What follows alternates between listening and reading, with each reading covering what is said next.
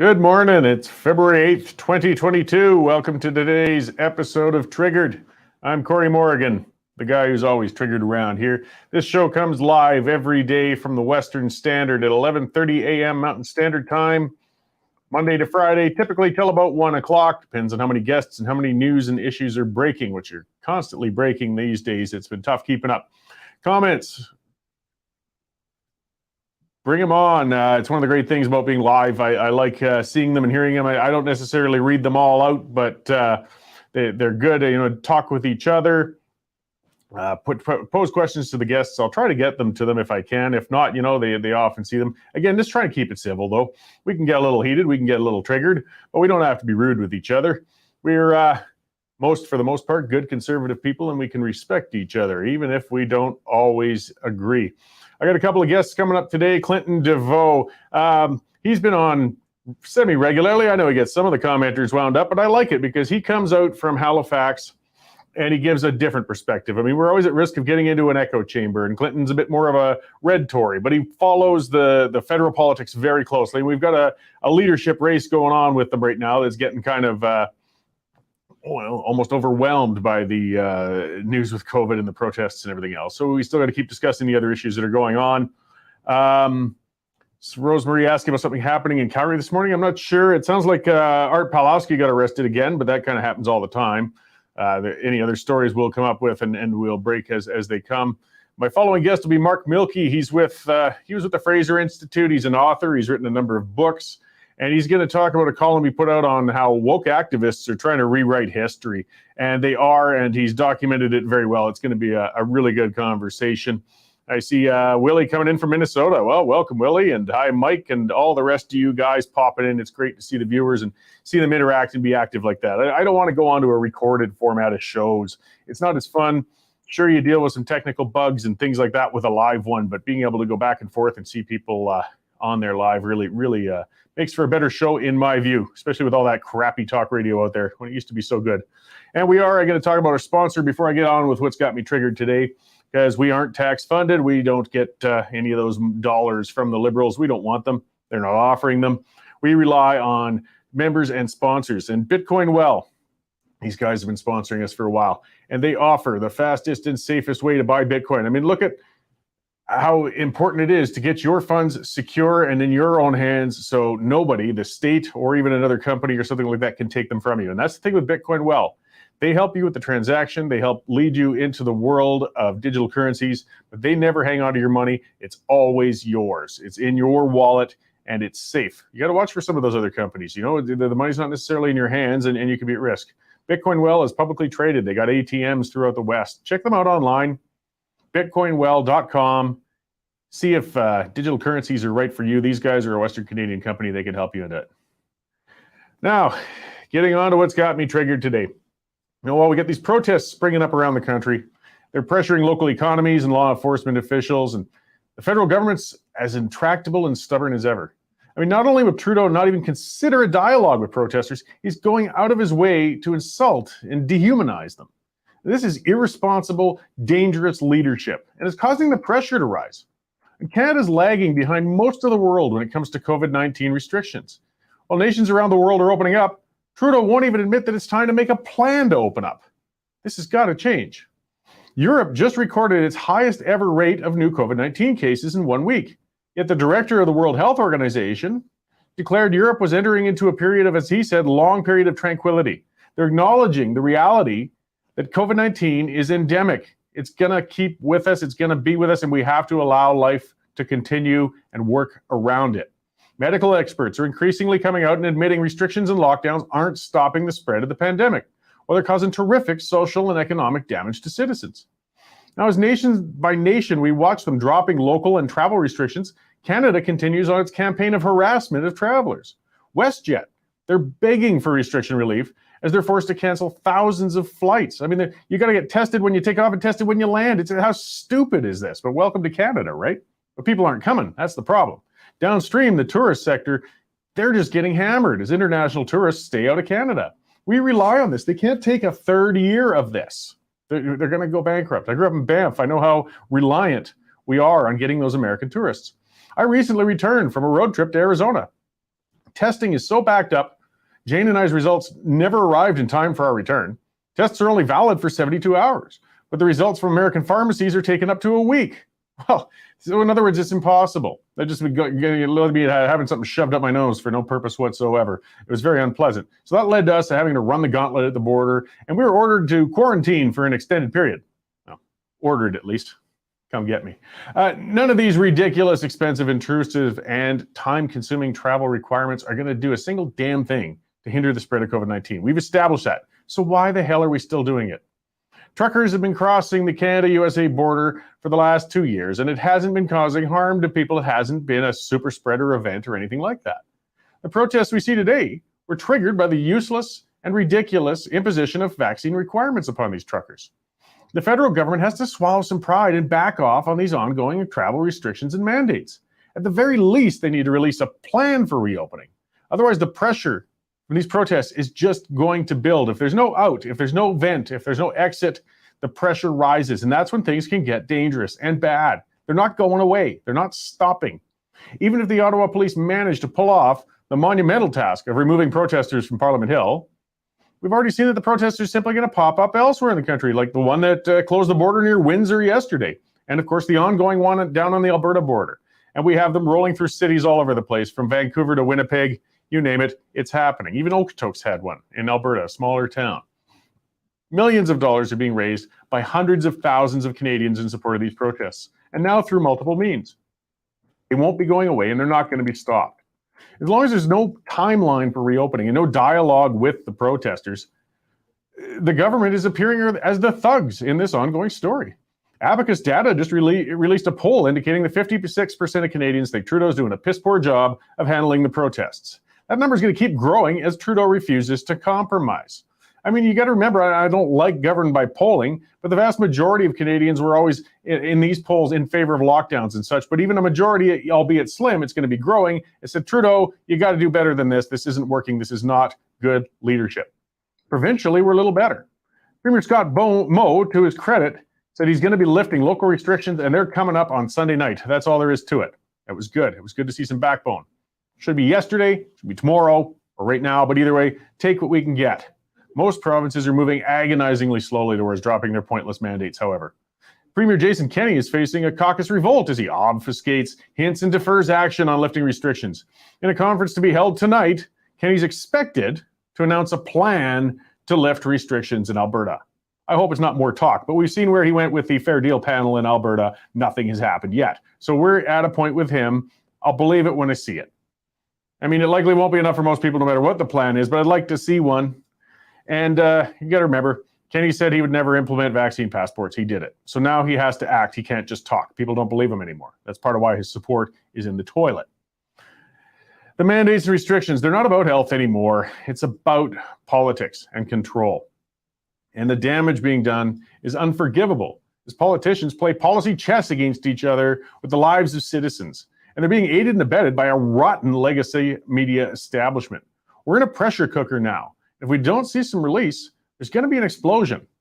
It's time to quit messing around and start lifting these mandates. These protests will only continue to grow as long as the government refuses to even consider giving ground.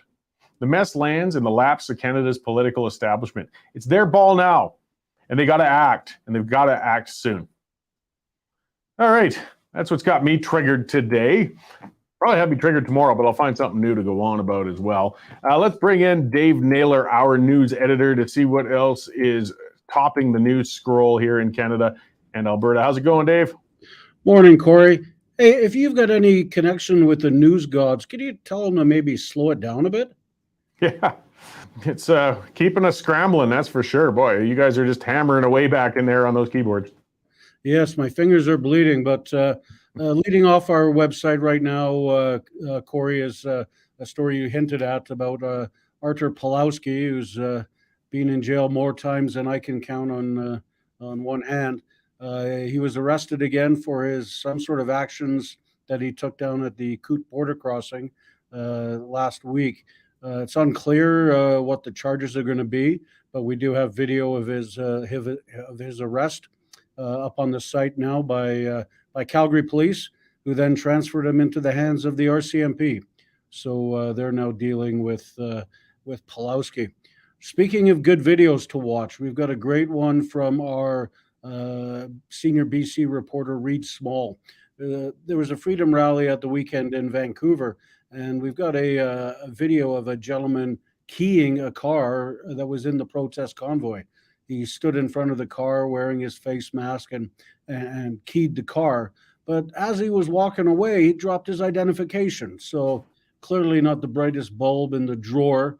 And that's a good video to send our viewers to look at. Big news out of Saskatchewan this morning. They have dropped the vaccine mandate requirement as of 12:01 Monday morning. That's no longer needed. So they become the first province in Canada to drop the vaccine mandate. They still will have forced masking at least until the end of February, but no more having to show a QR card if you want to go for a beer. Truckers again. The Coutts border was shut last night for a good portion of the night. Was reopened again this morning to single lane traffic each way. Tensions are rising there. Everybody's fed up with that. In the House of Commons last night during an emergency debate, Trudeau stood up, called all the truckers nasty names, didn't really offer anything new. Interestingly, though, Cory, this morning, Quebec Liberal MP by the name of Joel Lighthound held a press conference, and he blasted his own government for their pandemic response actions. And there's some very interesting quotes that he's got in the story. I guess the question is, how long will they last in the Liberal caucus before Trudeau kicks him out? There's also a big argument going on in the newsroom this morning that whether or not he's a cute MP. Would he win the hottest MP of the year? So we'll let the readers decide on that one. What else do we got? Non-trucker related, we've got Canada's foremost gasoline expert, Dan McTeague, testifying in the Commons that the Liberals should scrap their plans to increase the upcoming carbon tax hike on April 1st. And he'd also like to see home energy rebates given to Canadians just to try and help deal with the soaring cost of inflation that is crippling everybody. And our friends at the CTF, we're all sitting here waiting, especially those in Vancouver, waiting for the Liberals to come in and tax your home equity. So the CTF's sort of laid out a plan of attack on how they're going to try and stop that. So our reporter Eva has got that story all up. So I think that's about it. Cory, obviously, the big one this afternoon, Jason Kenney not wanting reporters to be able to go home on time, scheduled a 5 o'clock press conference to announce his plan. But certainly the relaxation of Saskatchewan and with a fixed date is going to increase the pressure on Kenney to do something similar. Yeah, I mean, it's funny, as I was saying a bit in my rant, is so much of this is now, I think, political pride. It's points of which it's outside pressure. They always want to make it look like it was their own decision and that nothing, whether it was a neighboring premier or protests or anything, were what encouraged it. I just hope that they get some good speechwriters to come up with lines to save face, and at least they'll move. Yeah, I mean, I think the problem is you've got doctors and nurses and teachers saying, no, it's too early to relax the restrictions. And you've got the general public saying, we've had enough. We've suffered through this for 2 years now. Enough's enough. So, and the next step is when Kenney does make the changes, whether or not cities like Edmonton and Calgary will follow along. There is a chance that Kenney could drop vaccine mandates, but the city still require them. All I can say is good luck enforcing that one. Yeah, no, there's still a lot of battles to come. As you said, it's keeping you guys running like crazy. I'll leave you to your discussions on who Canada's cutest MP might be.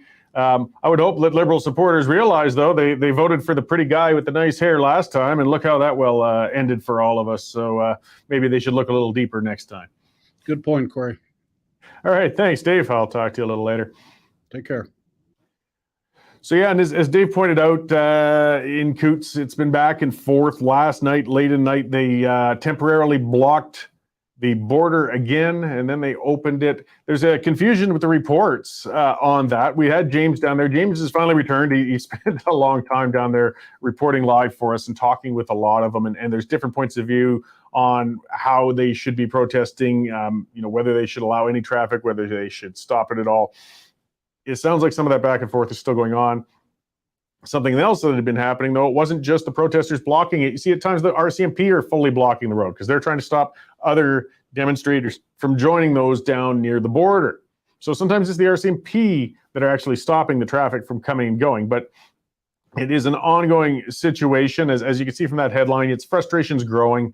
I think it's a bit with everybody. And a lot of what that discussion has been is been some mixed messaging coming from the government. There have been rural MLAs who have been talking to protesters down at the border. They've been talking one-on-one.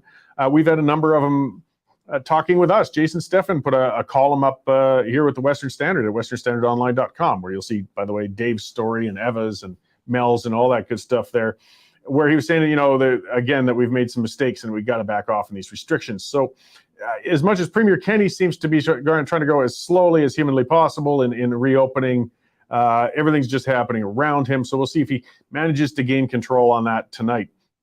And a lot of the issue with the border blockade, and a lot of what James reported, though, is it's mistrust. That they're talking to MLAs, but they're getting a different story from the Premier. And when they're told, just hang on, cool your jets a bit, we're going to open up soon, a lot of them just don't believe it. So it keeps going, they close, they reopening. But the bottom line is, and it's back to what I was talking about earlier, until we see some progress, until we see some restrictions lifting, not more talk, not more kicking the can down the road, the pressure is going to rise, the frustration is going to rise, the protests are going to continue, they are not going away. And back to, I'm going to talk a little bit about the money. I kept doing those refreshes last week as we were watching the GoFundMe page rising incredibly in support of the Truckers for Freedom convoy. And now it's moved on because, of course, that got shut down and people got refunded. So they just took their money and they increased it. And they went to this Give, Send, Go site. So just before the show, I checked it. And Give, Send, Go had a total of, and they only started this like 4 days ago, $6,400,000 American dollars were raised so far. I'm going to give it a refresh, so about in a half hour, let's see. Okay, in a half hour, it went up almost $50,000 American.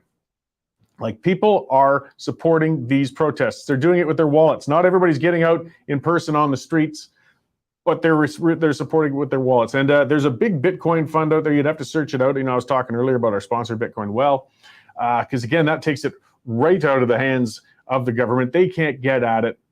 And you're trying to stop water from going through a strainer, guys. Every protest you stop is just going to cause another one to spring up. You're playing whack-a-mole.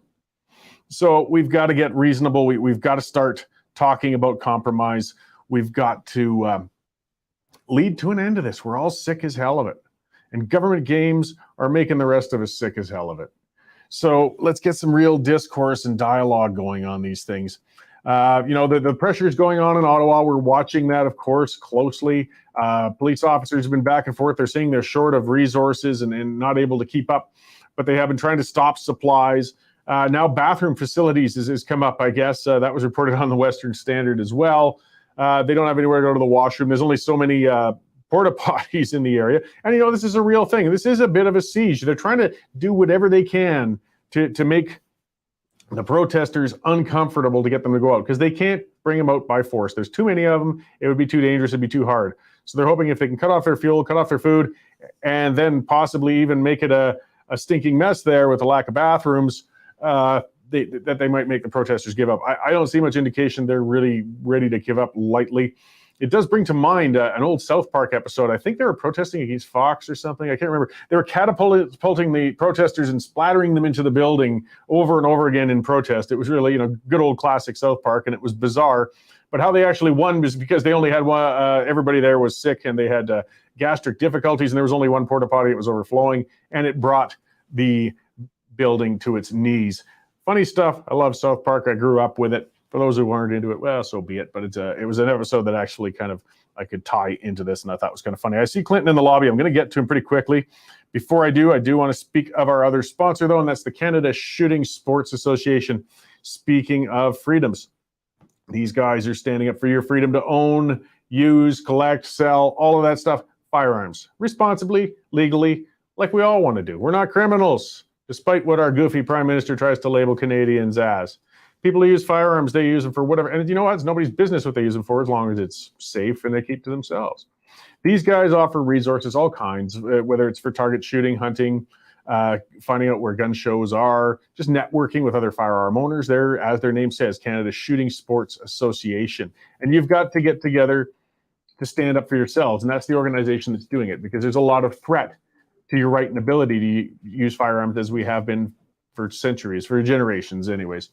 So they got legal challenges out there on behalf of firearm owners too. And they need members, they need you to join them to support that, because the Liberals are trying to take away your ability to do that. This government does not want you to safely enjoy the property of firearms. So check these guys out. Their website, look them up. It's Canada Shooting Sports Association. You can find them on Google, or CSSA-CILA.org.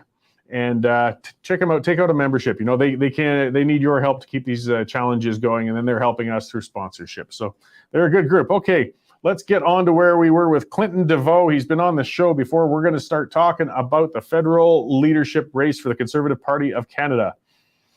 So he should be there. We go. Hey, Clinton, how's it going out there in Halifax? Good. Pleasure to be here. Looking forward to chatting with you and hearing from your audience members in the coming days. Great. So, yeah, I mean, you're a very close, watcher of federal issues. That's your thing. You like digging in on that and the intrigue. And of course, a leadership race is like your Super Bowl. So, I mean, that came about suddenly. I mean, we really saw, the cracks were showing. There was definitely a lot of discontent in the Conservative caucus under O'Toole. But I was sort of floored by how quick and decisively that happened when the vote finally came. I mean, it was bang. It was a majority, and they said, get on out of here, eh?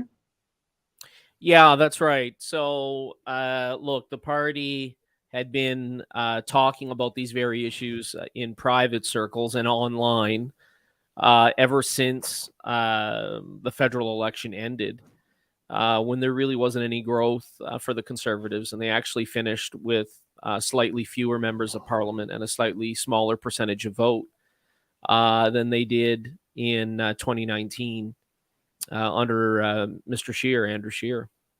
So, yeah, so obviously the party's, it has a bit of a struggle ahead. It's in the process of choosing its fourth leader of the last 7 years. So, it needs to figure out, how's it going to win an election? And I guess B, is it interested in winning an election, or is it content to remain like an advocacy group that's content to remain in opposition? And I think that is really going to be the questions that are going to come about from this leadership race. Well, so at this point, with people who've come forward, I mean, Pierre Poilievre sprung right out of the gates. He was obviously ready to go. I'm certain he was just, waiting for when the time would come when the leadership was open, and there he was. There's a lot of names being kicked around, but I'm not seeing too many rushing out yet. I saw one that was interesting yesterday. Tasha Sheridan was clearly kicking tires on Twitter anyways, and just saying, that kind of sort of, I'm thinking about it, I'll tell you within a day or two. That's political speak for saying, let's see if anybody's going to offer some donations, and if I've got a base, and if there isn't one, then I can kind of back out with some pride. But if there is, she's clearly interested in going for it. Yeah, so Tasha Sheridan is somebody that I've known since the late 1990s.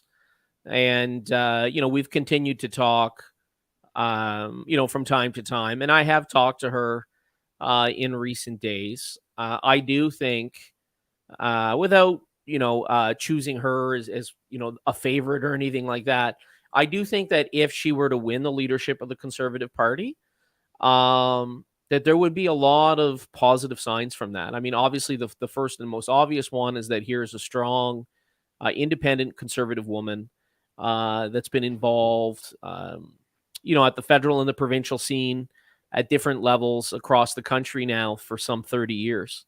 So Tasha obviously would bring a lot to the party. She's a policy wonk. She has a lot of media experience, so she knows how to handle that side of it. To your earlier point, yes, Pierre Poilievre, for those of you who don't know, is the first official candidate in the race. Clearly, he's the front runner because there are no other candidates in the race at the moment. And so Pierre has chosen to, he was always known as like sort of a fiscal conservative sort of guy.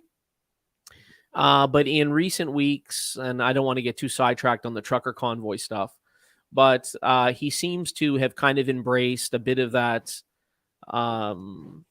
kind of American style populism, like that sort of is kind of connected in some ways with the trucker convoy.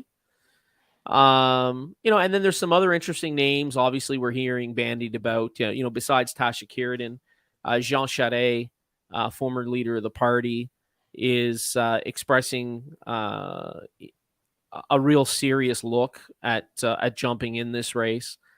I personally know a number of individuals that have heard from Mr. Charest. I've heard talk about former British Columbia Premier Christy Clark jumping in. Again, another interesting woman with a track record of winning elections. So that's interesting as well. Former or current mayor of Brampton, Ontario, Patrick Brown. Former member of parliament, former Ontario Tory leader, known for his organizational abilities. And I know we've talked about Quebec's Bill 21 in the past. He's been really fighting for religious freedom and, creating what they call a national municipal consensus against Quebec's Bill 21.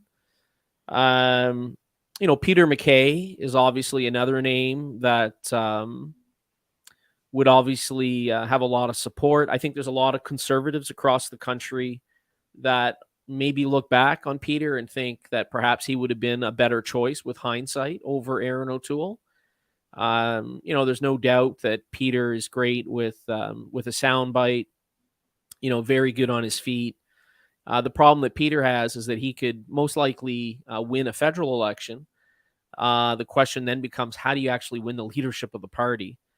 Leslyn Lewis, there's an interesting voice who's publicly spoken out, against vaccine mandates, has compared the COVID-19 vaccine death rates with polio vaccine death rates and these kinds of things.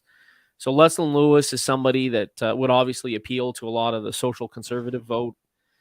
Someone from your backyard, Michelle Rempel-Garner from Alberta, very well-known member of parliament, strong independent voice, a good performer in the House of Commons, really has her eye on a lot of those kind of suburban urban issues.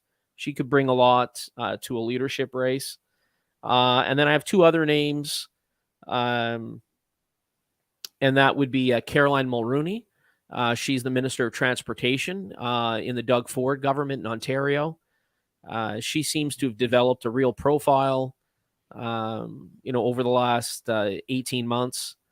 Really, like Michelle Rempel-Garner, really follows and understands the transportation issues in the cities and the suburbs.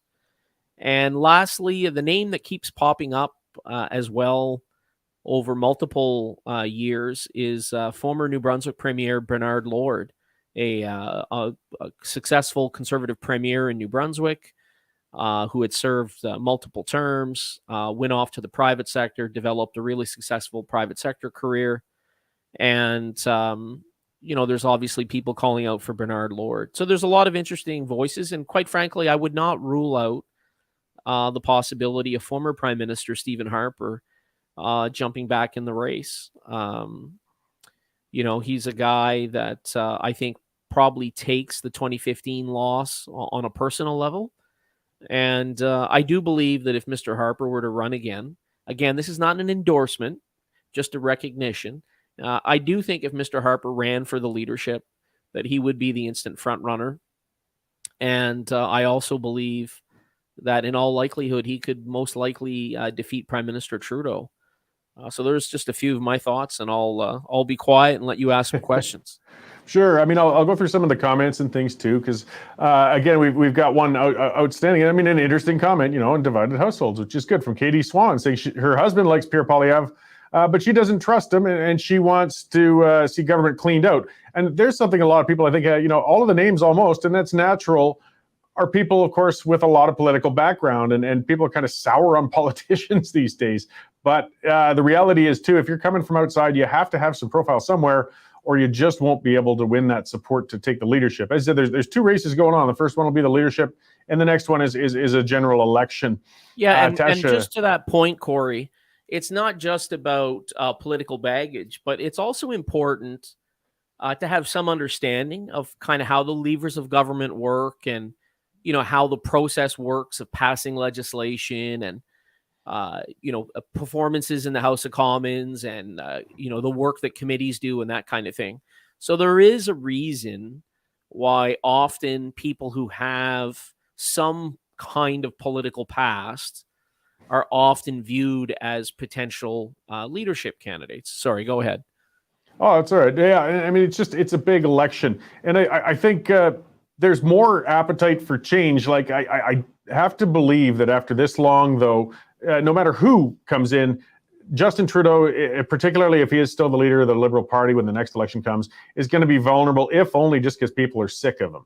They're getting tired. Like, this race, I think, is going to be very hotly contested, because most leaders do feel, or contenders, that they're going to be the next prime minister. But there's that challenge. And I know with your thoughts with Poilievre, for example, he's doing the populism, and you feel that might not win the election, whereas it might win him the leadership. Yeah, but again, Harper won the election on populism in the past as well. It can be done, but I'm not in any way. I'm not in any way discounting Poilievre's ability to win an election. Mm-hmm. I'm just saying that the path that he's using in regards to the leadership, or for this leadership race, appears to be kind of embracing kind of a populist bent. I'm not saying that's good or bad. Oh yeah. Bringing donuts and muffins and things like that out to members of the trucker convoy. That's very much a populist kind of political move, right? Mm-hmm. So yeah, that's all I'm pointing out there. So have you looked much into the nuts and bolts? Like, are the rules going to be the same the last time around? Like, something that happened the last time that does change how people campaign as well. Is there weighted ballots, riding by riding? Is that going to be applied again? Which does force, candidates, you can't win it with just 100,000 supporters in Alberta. You have to get across this country and pick up support to some degree all over the place if you're going to win. Yeah, well, that's the important. So there's a couple of important things for this leadership race. So the first one is that, just to answer your specific question. So no, the party's not made any decisions, but there are meetings of its national council, and over the coming days, they will be putting together what's called LEOC, which is basically a fancy way of saying a leadership committee. So they'll be making decisions as to how long the leadership race will be. They will make decisions as to who can join the party and who can't, and who can vote, and all of those kinds of things. And they'll make decisions as to how many debates there will be, where the debate locations will be, how that whole process works. What I will say is that there is a lot of behind the scenes pushes and like pushing and tugging on that in both directions. So, there are individuals that would prefer a shorter leadership race in order to immediately choose, or to immediately have a new leader of the party, right? And then there are other folks that are arguing for a longer leadership race, because that will give an opportunity for more individuals to jump in. It will allow for a real, intellectual debate of the party, where it's going, what it wants to accomplish, why it exists, those kinds of things.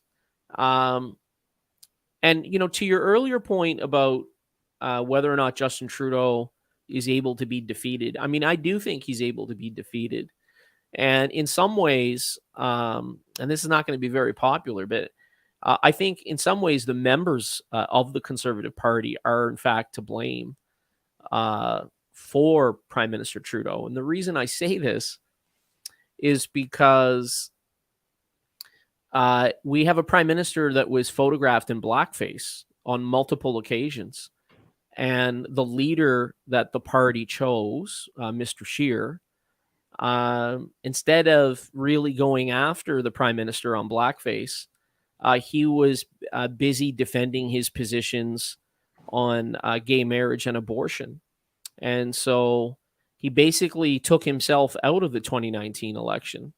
And I do think that any other Conservative leader that would have been better prepared, quicker on their feet, would have been able to have beaten Mr. Trudeau.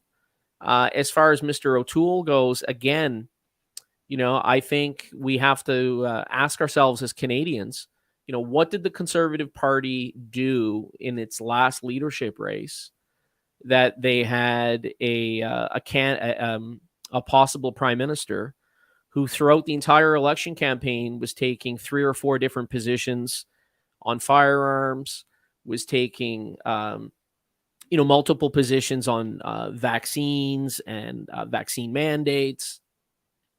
And so that goes back to the earlier point, and that is this a party which wants to win elections and be electable, or is it a party that is content to be an advocacy group and content to remain in opposition purely on matters of principle? And so I think that is the juggling act for whoever the next leader is, and how this leadership race will unfold.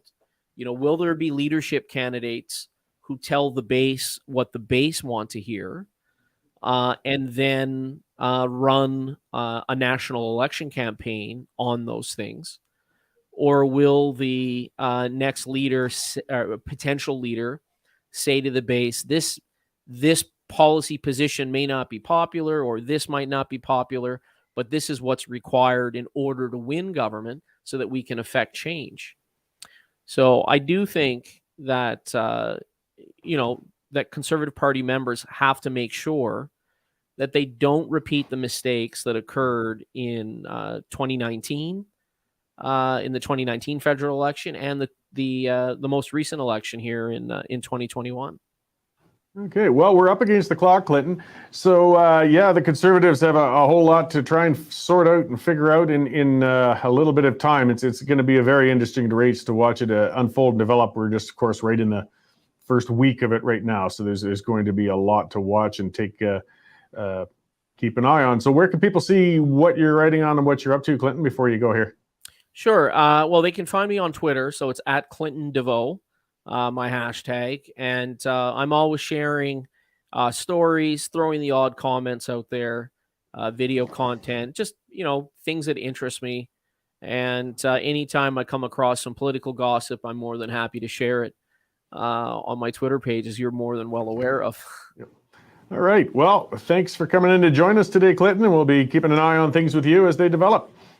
Great. Thank you very much, Cory. Looking forward to hearing from your listeners and viewers in the coming days. Great. Thanks. Okay, so that was Clinton Desveaux from Halifax. And again, I do want to get as many perspectives as possible as this race develops. I think it's going to be a very important one. Andrew Scheer, I think if anything, was a placeholder position. It's a dangerous one to be the first one to take the leadership after a party has lost a race. O'Toole, again, yes, I think Clinton kind of covered that too. When you get positions that change all the time, it's hard on trust, whether you agree or disagree, left, right, center. You got to be consistent, and we didn't have any consistency out of O'Toole, and I think it cost him support across the spectrum. So as we said, we got to learn the lessons from past elections and try not to repeat them going forward, or we just got more years of Liberals. But it'll be, again, as this campaign develops, we will see where it goes. I'm going to speak to our sponsor one more time before I get going a little more on discussion here, and that's Bitcoin Well again.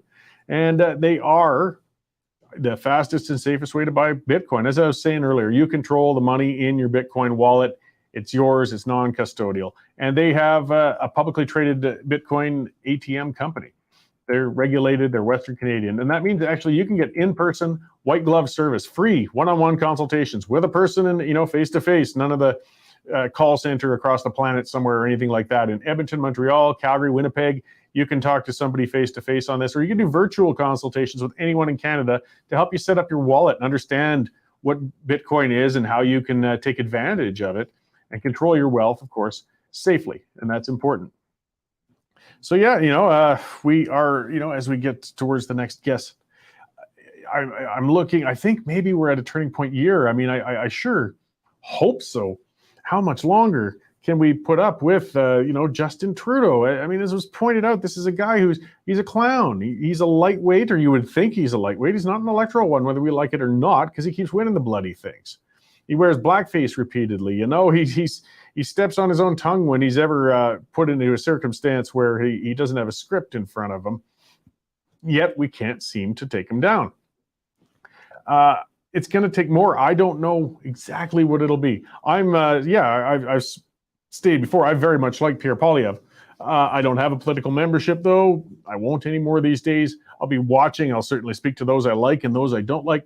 Something I like about Poilievre is that if we get a debate between Poilievre and Justin, I mean, it'll be like it'll be a blowout. It'll be one of those ones like a football game where they turn off the scoreboard after a period of time because it gets too embarrassing. But does that win the election? That's the thing. I mean, we love Poilievre, but he also grates on a lot of people. So can he get that broader support? I hope so. I like where he goes. I like his common sense. I like his attitude. But what I like isn't necessarily what happens across the country. Generally, winning across the country takes a hell of a lot of compromise. And, that gets on to other discussions as to why I tend to support Western independence anyways. The system's broken. I mean, we have to campaign to the middle if we want to win, and I mean geographically.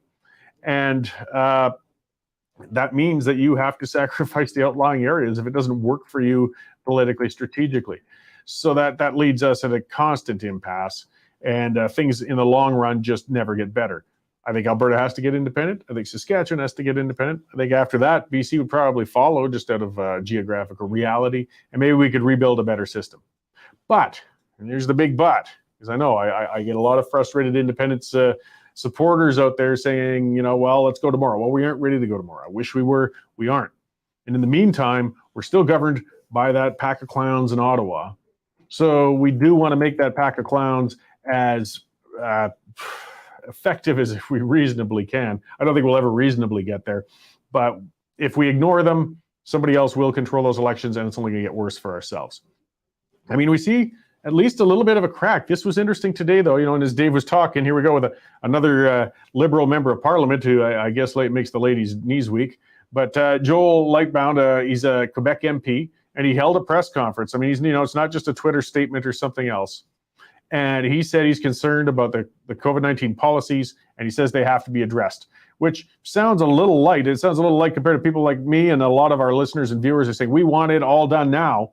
But hey, when you've got a Liberal member of Parliament breaking ranks like that, that's a big deal. And that's a sign some things are perhaps changing within that party. There's discontent. That's the other thing I was talking to Clinton about too. It's not just the public getting sick of looking at Justin Trudeau as the prime minister, but Justin's surrounded by a lot of weasels underneath him in the Liberal caucus. And if you want cutthroat politics, look to the federal Liberal Party. And there's a lot of people with ambition who have been waiting for their kick at the cat, hoping they could be the next prime minister.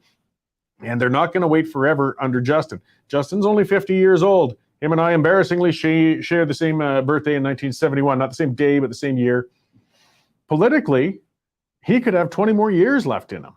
So I think, members underneath him with ambition, they aren't going to sit forever, and they're going to start cutting, and the knives are going to start coming out. So this little act of rebellion out of Joel Lightbound actually might be an indication that some of that's starting to come along. Some of they want to widen some cracks and start to bring about a new prime minister going into the next race. If the Conservatives have a good, strong leadership race, they get a good, strong leader out of it, the Liberals are going to be afraid. And maybe they might not think that they're going to keep their jobs if they keep Trudeau at the front. I don't know. We've got a lot going on. And the big damn factor in this whole thing is COVID-19. It's divided people so much, even within conservatives and otherwise. It dominates the news. It's hard to have how do we talk about longer term budgets? How do we talk about the carbon tax? How do we talk about all those important things when we're always on this damn pandemic? We need this behind us. And I mean, that's part of why the status quo stays. We can't have a good competitive race. We can't have nuanced discussions because everything gets overwhelmed with this bloody pandemic. Man, I'm sick to death of it. I know all you are too. There was a brilliant tweet from, yeah, I know. Am I saying 20 more years of Trudeau has really freaked some people out? I hear you. I don't know, though. If we really want independence, give him 10 more years, and I think that might speed our path there. But you might get back to one of those cure is worse than the disease ideas. It's just horrifying to think. But yeah, Trudeau tweeted to great mockery the other night. And I don't know. I doubt he tweets on his own. There's not enough spelling errors for it to be Trudeau. But all the same, somebody tweeted on his behalf with his account. And it was with, you could almost hear it in his, breathy, dramatic voice. Canadians have the right to protest, to disagree with their government and make their voices heard. But we'll always protect that right. Let's be clear. They don't have the right to blockade our economy, our democracy, or our fellow citizens' daily lives. It has to stop. I just despise it when he tries to talk with authority. It just makes me cringe. I'm sure my imitation of him probably made a lot of people cringe there too. But look at that. Let's be clear. They don't have the right to blockade our economy, our democracy, or our fellow citizens' daily lives. What the hell have you been doing the last 2 years? It's exactly what you've been doing. You've been blocking us from going to work, blocking us from traveling, blocking our daily lives from visiting friends, family. You've been masking children in schools. And you say somebody doesn't have the right to blockade our economy, our democracy, and our fellow citizens' daily lives? Kiss my ass, Justin. You don't have a high place to come from there. Don't tweet that crap out. People aren't swallowing it anymore. You are doing a terrible job. But we got to get rid of the bloody guy. And I don't know what it takes. I really don't. I guess if I did, I'd be running, but I don't think the world deserves that. And we get a lot of mistrust and things going on. Elections Canada talked about how they delayed, shipping mail-in ballots to 123 voters until less than a week before the election day, records show. The Chief Electoral Office had claimed his agency was fully prepared to conduct a pandemic election. Obviously, they weren't. And the ballots came in late. Now, I don't know if that would have been enough ballots to affect it. Probably not. There were reports that came out, too, that a whole lot of ballots showed up after Election Day. And, again, it impacts the race. I'm not of a mind that that's what kept Justin in power at that time, but it shows us our half-assed system leading to more distrust, more instability, and the mess that we're in today. Get it together, and this pandemic crap. During the election, you could go into Walmart and stand in line and buy something. There wasn't a problem, but apparently hundreds and hundreds of thousands of Canadians were scared to cast a ballot in an election. Come on. I don't know how many times around the world we've got to see that. There's only one way to cast ballots. It's in person on a piece of bloody paper. I worked in the oil field for 20 years. I had to use special ballots now and then, but I always knew they gave lots of warning. You can request it. You can go in before you go to the field into an elections office and have it sealed and write it there. Or there were actually mail-in ones, but it was a big process. It wasn't easy, and it was only for people who could demonstrate that they just weren't able to make it to the advanced polls in person. Online polling, I will never trust it. Never. You need a paper record to go back on. I hate to say it, but it's reality. People try to rig elections. It's why this system, as archaic as it may feel to be, of just having people come in, present identification, be registered, put a physical ballot into a box. It can be counted. It can be checked on later. You can review it. And you have scrutineers. There's a lot of process. If you've ever taken part in an election, there is a lot of transparency, actually, more than some people I think understand.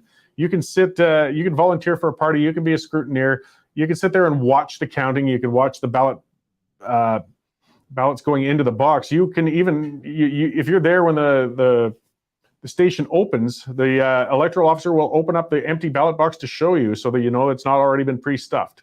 So we do have a lot of controls. We do have a workable system, but I do start to get concerned when people talk about going to electronic means, and we also see that they did make a heck of a mess out of trying for mail-in ballots during the pandemic. So let's not encourage more of that. I get annoyed too when people say, oh, we got to move to these things because our voter turnouts are too low and it's too hard. Oh, spare me. It's so easy to vote. You get so much notice. The amount of advanced polling available now, and polling stations are nearby. The hours are great. There's no excuse. People can get out and vote. It's not that hard. We don't need to try and move towards digital systems and all that crap. If somebody's too lazy to vote with all of that opportunity, I don't want them voting anyways. We got enough lazy voters already. Let's get the ones who at least, no matter which one they chose, if somebody had the brains and gumption to get off their butt, walk in a city, it's never more than 8 or 10 blocks to whatever your polling station is, and cast a stinking ballot. Okay, I've ranted enough for the moment. I'm sure I'll have some more ranting left in me later, but I see our guest in the lobby there, and that's author and Fraser Institute guy and taxpayer guy, all sorts of things. Marke Milke, I've had him on before, and we're going to talk about a column he just recently put out that's kind of tied to his recent book there. So let's bring Mark in and have a chat here. Hey, Mark, how you doing? Cory, thanks for having me. I'm doing great. Oh, good. So yeah, you've written a column. I'm just kind of paraphrasing the cultural revolution up north, and it was in the National Review, and it was about cancel culture trying to rewrite history. Well, it was. I mean, this came from a number of inspirations, you can say, over the past month. First of all, we found out, as you know, a couple of weeks ago that Francis Widdowson, political science professor at Mount Royal University in Calgary, was fired back in December, but we all found out in early January. I've known Francis for over a decade. I did some work with her when I was with a small think tank out of Winnipeg, the Frontier Center. And she's always been empirical. She's always paid attention to realities on the ground and facts. And then, of course, Jordan Peterson, in his famous announcement in the National Post, said, look, I can no longer in good conscience supervise white male graduate students because, I'm paraphrasing a little bit, they probably don't have a hope of being hired. And so we thought it was disingenuous to continue. I mean, this is unusual for a professor of Jordan Peterson's stature to give up tenure at the University of Toronto. So both of these developments led to the column in the National Review, The Woke Revolution Up North, the Cultural Revolution Up North. And as some of you may know, I mean, the Cultural Revolution has omens of historical, not great historical events, such as China, such as Cambodia, and the rest. And I'm not suggesting we're headed down that path in terms of physical harm, but certainly I think there's intellectual harm being done in universities these days. And I say that as someone who spent way too much time in university getting my PhD and master's. So I am somewhat familiar with the environment. Yeah, and for those who aren't familiar with how the tenure system's supposed to work, I mean, it's distressing to see somebody like Jordan Peterson, giving it up because it's quite a prize in academia, or to see somebody like Widdowson where tenure didn't protect her. I mean, the whole point of tenure was sort of to make sure that these professors had academic freedom and they would never be pressured, even if their view was against the majority. I mean, if you have a view with the majority, you don't need tenure. It's to protect those controversial views so you can have open discourse, and it doesn't seem to be a protection anymore. No, there doesn't, at least in her case, and we'll see how this ends up. I mean, I assume there will be some negotiations and, unions. She's, part of a union at Mount Royal University. I assume there'll be some back and forth. We'll see where this lands. We'll see where this ends up. And look, tenure is a double-edged sword. I mean, people can come up with all sorts of anti-reality ideas in university and be protected by tenure. But in Widdowson's case, my observation is that she simply told the truth. So, for example, one of the things that Widdowson said, I thought this didn't used to be a controversial subject, was to say, look, there is no such thing as Indigenous knowledge. And this is my view now, but Widdowson shares it, I know. There's no such thing as Indigenous knowledge because there's no such thing as European knowledge or Russian knowledge or American knowledge or Japanese knowledge or Sri Lankan knowledge. What there is in the physical world are realities that are discoverable and verifiable by everyone. That's basic science. So you do an empirical investigation, find out what's happening, and hopefully link cause and effect in a tight manner. And the notion that there's knowledge that is reserved for a special people based on your ethnicity or your race or your gender or anything like that, or historically this concept used to occur in faith traditions. I mean, we have a special knowledge, a special connection, and only we know this. This is nonsensical. It doesn't matter if you're an Arab engineer in the 12th century putting up a building somewhere in the Middle East. You have to pay attention to physical realities on the ground. Likewise, it doesn't. And when Newton discovers gravity and an apple falls on his head, at least in the tail, that's a verifiable reality. Any of us can drop an apple on our heads, and it doesn't matter if you live in Beijing or Boston. So Widdowson simply stated the truth, that there is no such thing as indigenous knowledge. Now, look, every tradition has, you could say, grandmother's, home recipes or, whatever. And, but those are shareable as well. I mean, you can find out cause and effect as to why soup tastes one way and not another, or a home remedy that may have some use, but it's not the property, so to speak, the intellectual property of any particular race or ethnicity or anything like that. And Widdowson got into trouble for simply stating the obvious. And that to me is concerning because, again, it shows there's a bit of romanticism going on with Indigenous culture, as opposed to, look, we can all share discoveries, and it really doesn't matter what your background is. Yeah, I mean, we do. The words revisionism or romanticism, I mean, people, I'm certain there's a number of great cultural things and fantastic things from the First Nations communities in Canada, but there were also in a different state of, I guess you could say, social development than the outside world. And it's not shooting at them. It's nothing rude to say so. Years ago. I mean, I think everybody's on the same stage. Yes, now. I'm sorry, absolutely, for that correction. Yes, I mean, but we aren't even allowed to talk about that, or as if there might be differences. And we should be examining these things and not fearful and looking at some of those cultural differences and changes without fear. Well, there are a number of weird currents going on here, I would say, Cory. I mean, one of them is that there's this fear of cultural appropriation. So you've got this weird notion that cultures these days should be 100% pure as much as possible. Right? We've seen this in various debates. A couple of years ago, there was a dress worn by some graduate, 18-year-old graduate. I think she was in Texas, and some young fellow whose, background was Chinese took offense, except people in China didn't take offense. My understanding of the media coverage was that it was positive. I mean, borrow away, wear the dress, whatever you want to do. We've got this weird thing today where people are overly touchy about their cultures, as opposed to understanding actually, if you look at history, cultural sharing is the best way to put it, as opposed to appropriation.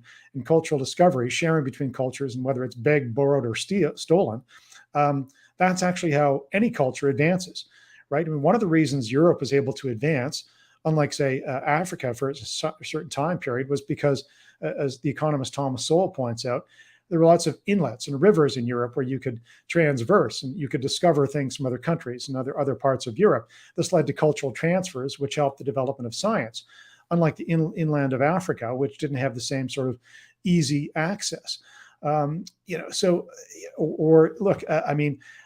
Again, Europeans, frankly, copying from, a superior Arab civilization at the height of Islamic civilization when Europe was in the Dark Ages. Cultural borrowing is a good thing.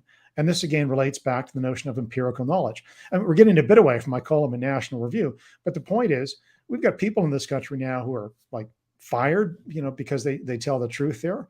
Or in the case of Jordan Peterson, says, look, I've got great scientists and their palette happens to be the same as mine. And are we really going to make sort of equality of outcome, statistical outcome, the factor in hiring people? I mean, that's crazy. And it's discriminatory. So we're a long way. I mean, back to the column in National Review, and back to the victim call, I wrote about this. If we're actually saying that, every ethnicity should be apportioned jobs and incomes and what have you, or government grants, as is happening with our federal government, if we're really saying that there has to be absolute equal outcomes, well, then what we're doing is we're getting rid of the effects of education, geography, the time of new immigrant classes in the country, and this sort of thing. This is really concerning. And this has to do with this notion that everything is due to racism and somehow it must be government corrected.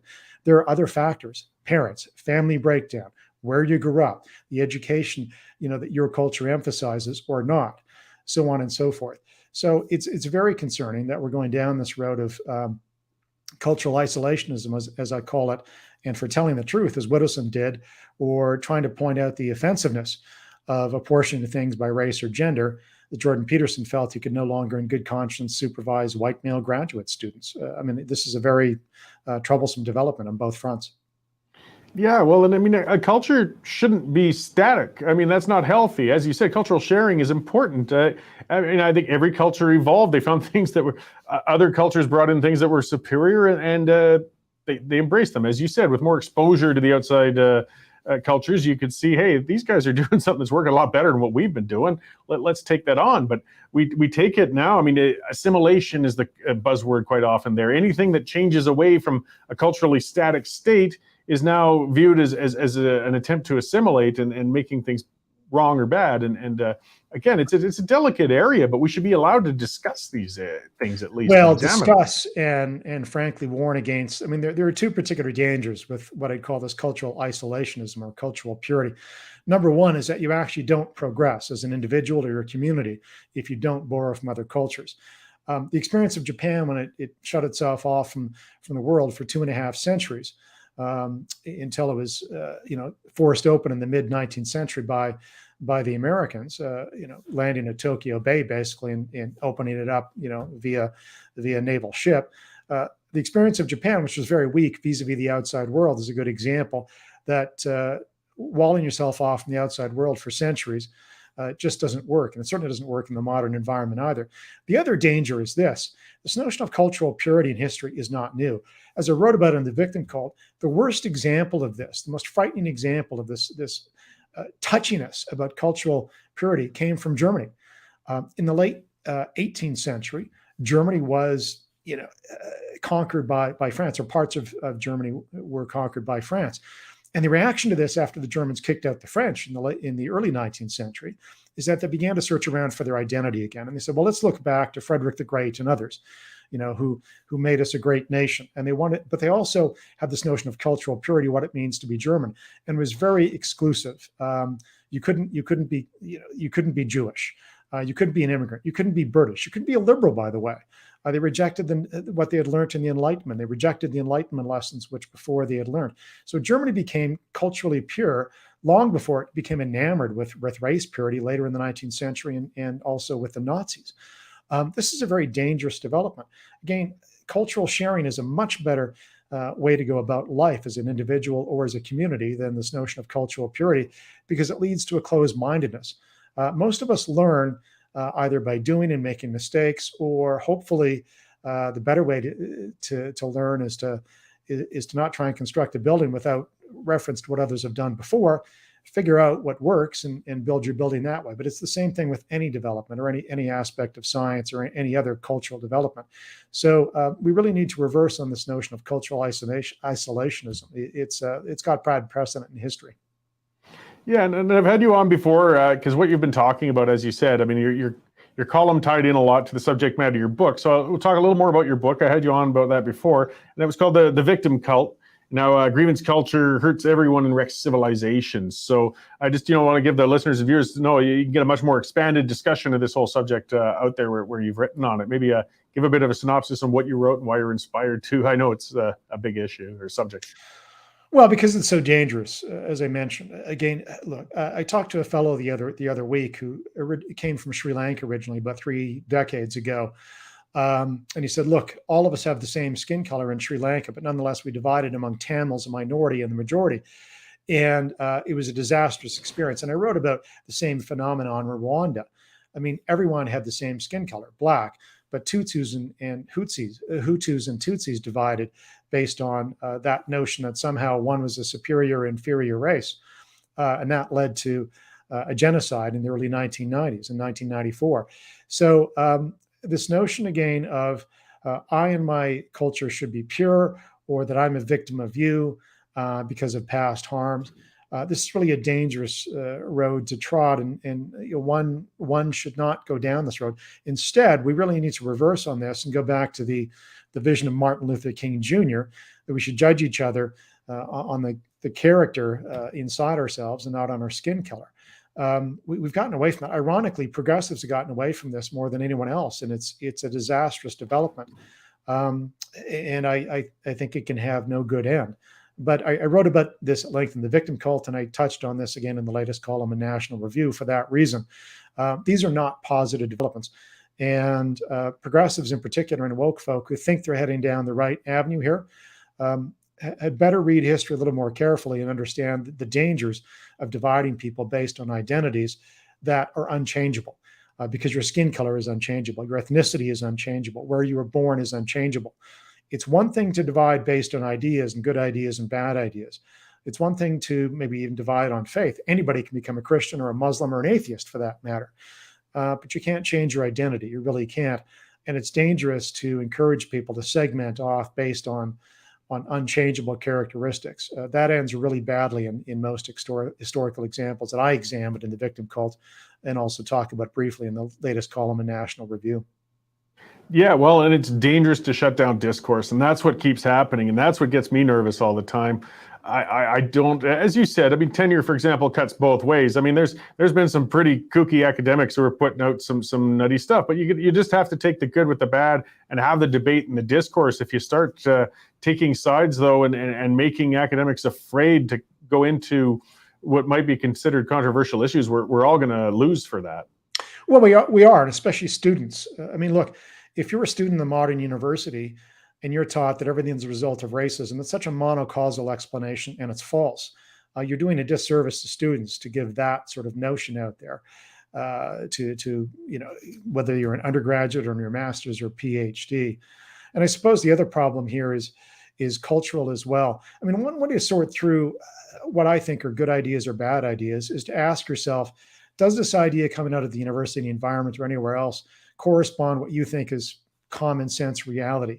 Is it really the case, for example, that Canada is an institutionally racist country when if you look at the statistics, as I did in the victim cult and write about in columns on a regular basis, if you look at the census data in Canada, you will find who's at the top of the income peak. If you do apple-to-apple comparisons or even average comparisons, well, it's usually East Indian Canadians. It's Canadians of Taiwanese ancestry or Japanese ancestry, so East Asian ancestry, and then it's other Canadians below that. But if you do apple-to-apple comparisons even, where, for example, a young Indigenous person between the ages of 25 and 34 has a bachelor's degree or higher, they earn just as much as any other Canadian. And the reason for that is because you're comparing apples to apples. So I think it's really important to stick to the facts and become acquainted with the facts. And I'm not sure that enough people in academia are these days. And there's a dearth of research on this in Canada. And I've done some, others have touched upon this over the decades, but there's not a lot of there's not a lot of research done into the census data to produce apple-to-apple comparisons. Everybody lives on averages, which hides a multitude of inputs. Well, yeah, there's a lot to be compared and looked at correctly. So thanks very much for coming in to talk to us about this today. Where can we find your books and what you're up to currently? Where do your columns come out and things such as that, Mark? Well, you can go to thevictimcult.com. I mean, you can find the books in amazon.ca. You can get them in chapters, Indigo. You can find them in your local bookstores. You can also go to, again, thevictimcult.com website, or my own personal website, markmilke.com. You'll see the latest columns there as well. Great. Well, that's much appreciated, and looking forward to your next columns coming out. And as I said, I did read the Victim Cult, and it is a good read, folks. It's a bit of a thinker, and it's worth it, though. Go out and check it out. And I hope we get to talk again soon, Mark. Thank you, Cory. Great, thanks. So and as I said, I mean, there's a lot of nuanced stuff, and that book is really a good read. Don't worry, he's not a sponsor. I'm not saying if his book was bad, I would have just said nothing. But I mean, my bigger fear overall too, though, is just the lack of discourse, the fear of conversation. And we're all going to lose from that. It's dangerous. The word he used often was dangerous, and I think it is. Now, just a reminder. So I haven't mentioned it earlier. We need to remind everybody, hey, take out a membership with the Western Standard. We have free discourse. We aren't being pushed around. We aren't being told what to say or what to report on. That's why you can have a host like me get on there and tell Trudeau to kiss his butt, because you won't get that in other areas of media. But we need you guys to keep doing it. So if you haven't taken out a membership with the Western Standard yet, get on there, check it out, westernstandardonline.com/membership. Take one out. You can do it for a free trial for a couple of weeks, so you'll get full access to all of Dave's stuff. Mark actually has written columns for us as well. I write columns, all sorts of reporting. It's behind a paywall, but for $10 a month, it's well worth it. We're constantly putting stuff up as it breaks. We're constantly putting up opinion pieces from people that other publications might be too afraid to. So check them out, westernstandardonline.com/membership. Not to mention, if you haven't already followed us on YouTube, Facebook, Rumble, whatever you're watching us on, be sure to follow us on those. And I suggest that a lot of you go to Rumble because we get canceled all over the place. And, Rumble doesn't do that, and we can keep producing these shows and getting them out. And the shows are coming along. We're moving to a bigger studio soon. Things are going well. The members have been fantastic. We got Nico Abodi here, our producer. I can't thank him enough for bringing up the production quality. If some of the people saw the stuff I was trying to put out last summer as we were building up to this, you can see we've come along a world since then, and a lot of that's been due to Nico. And again, thank you to you members and subscribers who have allowed it. And I see he's popped up. Yeah, Cory B. Morgan. If you want to keep discourse up with me online, follow me on Twitter at Cory B. Morgan, and that's where we can really get scrapping and have some fun, because I do like the discourse. So let's have a little more discussion before we close things off here and look through a few more things. Another area that's got me disturbed, as we see, and it's getting back to my opening rant, saying we've got to start lifting restrictions.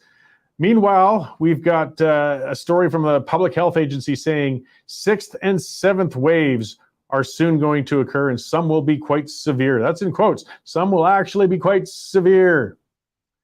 These guys won't give up on this. Crazy Joe Vipond, NDP Joe Vipond, people like him, they want this to carry on. They want you to remain scared. They want the restrictions to stay in perpetuity. There has truly been a zero-risk cult built. They feel that as long as one person can potentially get harmed, we have to shut the world down. And it really is. I mean, you watch online, you watch some of that ridiculous discussion. You want to know there's a lot of things that trigger me. When some ding-dong says, one death is too many. Yeah, fine. So that settles an argument? No. And, you can't prevent every death. We do it every day. We do a cost benefit on what is a realistic amount of policy to protect people and the amount of actual deaths we will allow. I mean, speed limits. If we lowered them down on highways to 10 kilometers an hour and heavily enforced them, we would probably save hundreds and hundreds of lives every year. So why don't we? I mean, one death's too many, right? Because it's unreasonable. We can't do that. We can't crush our economy so badly, can't hinder people that much to save those people. So we had to find the balance. And it's for the same reason we don't allow everybody to go 200 kilometers an hour either. We take an acceptable degree of risk and we legislate based on that. If we had an RN posted on every street corner or every block in case there was an emergency, and a doctor every 10 blocks, I bet, because we know in medical emergencies, if you can get a professional to them fast, and we do have a problem with that, by the way, with our ER attendants, but we could save lives. We definitely save lives. If we had all of them there when a heart attack happens or an accident happens, why don't we do it? Because we can't afford to. I mean, we have to draw that line again. How many medical professionals can we afford? How many is sufficient to reduce the risk to an acceptable level? And in COVID, we got this discussion moving towards a zero sum, which is unrealistic, impossible, but we're going to bankrupt ourselves trying. We have to take the discussion out of that unreasonable trying to save every life. We can't. So yes, I do believe if we locked every person in their homes, never allow them outside, I don't know, put them in Scott packs if they had to actually step out and somehow set up a system of food deliveries, we might be able to bring infections down to near zero. But that's what it's going to have to take, and that's not realistic. But here we have these health professionals spreading fear, constantly pushing for more lockdowns, more restrictions. Rachel Notley's had her hair all on fire. Oh, Jason Kenney hasn't even announced that he's going to open things up yet, and she's howling about how people are going to die because he's going to start easing restrictions. That communist would keep us locked up till we die of old age. I'm sick of people openly talking about keeping us locked down. It's enough. And I'm not the only one sick of it. That's why we've got convoys set up across this country. That's why we got people finally pushing back. That's why over 50% of people finally realize that the himbo that we have as a prime minister is doing a bad job on this. They're done with it. We've got to learn to live with it. If you're worried about the hospitals being overrun, then let's talk about fixing the healthcare system. Talk about it. Get beyond this rigid Canadian socialized system that is only shared by North Korea and Cuba. Yeah, those are the only countries where they actually illegalize private care the way we do. And it's private all over the place anyways. Get over the politics of envy. You really want to make it better for everybody. You want to have more beds. You want to have more facilities. Then let's talk about actually changing the system, because we've been spending a fortune on it. We're constantly putting more money in. Obviously, more money won't make the difference, so you have to change the system. So quit being chicken shits about it, and let's talk about it. Let's talk about tearing down that system and rebuilding it. Let's talk about taking on the unions, perhaps. Yeah, I know. Here they go, right? We've got problems, and they're systemic, but we've got to get on with it. Getting on to our dollars and cents, too. Bank of Canada Governor Tiff Macklem said he got taken to task at a committee. It looks like a Senate Banking Committee. Yes, because of their inaccurate inflation forecasting. There we go. Wow, Nico is right on that. And the bank has a credibility gap on the rising cost of living, the Senate Banking Committee was told. So these are the guys controlling our economy. These are the ones, flooding our market with currencies. And it gets back to Bitcoin. Well, I won't do the full ad again on that right now.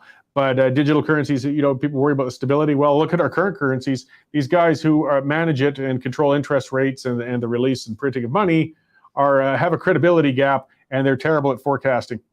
So, again, we're in a bad place.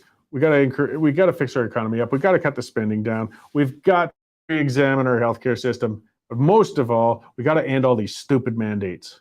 And that's federal and provincial and municipal. The next dust up that'll come too. You've already seen it from Jody Gondek and all the crazed control freak lefties who want to keep you locked up. They're saying, Jody, you got to fight back against Jason. You've got to shut Calgary down, even if Kenny, wants to open things up. That's interesting.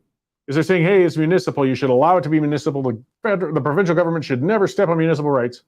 But then they say, well, when it comes to Sean Chu, Jason Kenney should go in and overturn the election results in the municipal election and throw him out. Guys, you can't have it both ways. So if you don't want Kenney telling you what to do on one front, then he's not going to tell you what to do on another. So make your minds up. But it will damage Calgary badly if Mayor Gondek, and she's been horrible. My God, she made Ninchi look good already, and she's only been in for less than 6 months. If she keeps all the mask mandates, and if she tries to keep other things such as vax passes and all that crap in the city of Calgary while the rest of the province is opened up, what do you think is going to happen? She's already got a hollow downtown. She's already got businesses on the edge. I owned a pub in Prentice for years. Prentice is just a town on the suburbs of Calgary. We're 10 kilometers out. Doesn't take long to get there. They're going to do great if Mayor Gondek keeps the restrictions going here. If people say, oh, it's just a minor inconvenience. No, it's not. I will go out of my way to go to a business where I don't have to wear a mask. I'll go out of my way to go to a business where I don't have to present identification to get into it. I'll go out of my way to go to a business where I can stand up and talk to a person at the next table without being told what to do. Other people will too. Thousands, maybe millions. So if our mayors are stupid enough, and I'm afraid they are, to drive that business out of the city and hurt their own citizens that much more, we got to start, speaking of reevaluating, we got to start reevaluating the re-election of these idiots. Because we're hurting ourselves and we're not seeing benefit out of it. It's not stopping the infections, people. So stop it. Okay, I think I have bent your ears enough, but I do want to get on. Tomorrow, I'm going to have Spencer Fernando coming on. He's from people familiar with him. He's written a lot of columns. He's out there on social media a lot. And he's been attending, he's from Winnipeg, he's been attending some of the protests out there. So we'll get a perspective from Winnipeg. We don't hear enough about that part of the country. It's kind of stuck right there in the middle, all that cold and mosquitoes and everything, but there are a lot of people living there, a lot of good Canadians, and we should talk about that area a little bit more. So Spencer's going to join me there, and we'll see what else we get for guests as well while we're at it. There's going to be a lot of discussion of issues, and as Dave was saying, the issues are breaking faster than we can write upon them, so make sure to keep following the Western Standard online. You'll see those things as they're happening. Follow the Twitter account, as Nico put up. Share the broadcast. Help us promote ourselves to get it out there so we can keep producing that content. So thank all of you guys for tuning in again today. I'll see you tomorrow morning at 11:30, and we'll see what I can rant about then.